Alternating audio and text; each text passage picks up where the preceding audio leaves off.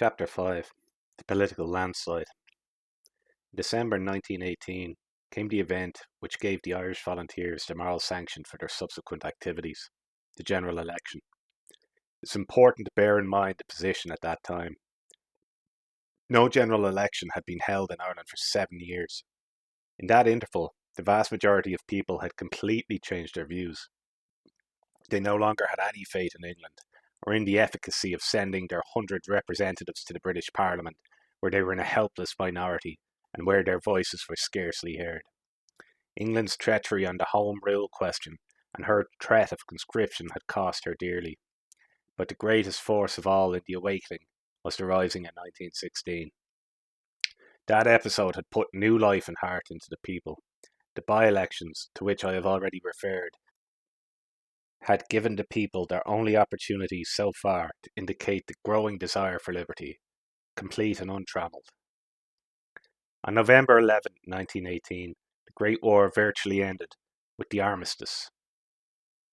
A week later, it was announced that the long-delayed general election was fixed for the 14th December. Sinn Féin got its opportunity, for that election was to be the first ever held under the British Constitution on the basis of manhood suffrage, and we knew well that the young men of Ireland would vote overwhelmingly for our cause. But we had to educate and organise. The name and policy of Sinn Féin were still grossly misunderstood. The public did not clearly realise the difference between the political body, Sinn Féin, and the military organisation, the Irish Volunteers. The insurrection of 1916 was commonly called the Sinn Féin Rising, and our volunteers were spoken of as the Sinn Féin Volunteers. Even the Republican tricolour, the green, white and orange of the Young Ireland Party of 1848 and of the Fenians of the next generation, it was called the Sinn Féin flag. But misnomers did not trouble us very much, for the Sinn Féin body had been adjusting its programme to suit Republican ideals. And now, when Sinn Féin clubs were springing up in every parish, it was quite usual to find that the president or the secretary of the club was also captain of the local volunteer corps. The majority of the young men in the Sinn Féin political organisation were also volunteers. The volunteers were also members of the Sinn Féin club. During the period of the election, the people went Sinn Féin mad. We had most of the clergy with us, and the earnestness and enthusiasm of our speakers and organisers swept the country. The political wing of the Republican cause spread like wildfire, but our army was gradually dwindling. While we lamented this decay on the military side, we saw the necessity of making an enormous success of the elections, hoping to restore our army to its proper strength when the election was over. So we threw ourselves heart and soul into the contest and worked day and night for the Republican candidates. We didn't leave a dead wall or a crossroads in the country that we did not decorate with appeals to rally to Sinn Féin, vote for the Republic, stand by the men of 1916. Such were the rallying calls addressed to the people during those few critical weeks. No secret was made of our policy. Every Republican was pledged never to take his seat in the British Parliament, but to work at home for Ireland in the establishment and recognition of the Republic. We knocked plenty of fun out of the election.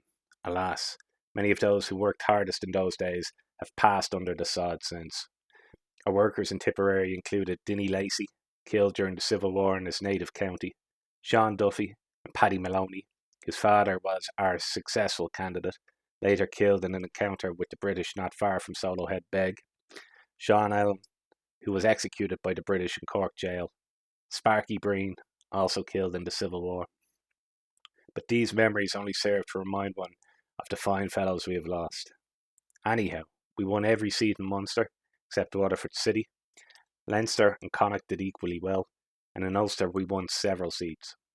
The net result was that of the 105 constituencies, 73 had repudiated British rule and plumped for an Irish Republic.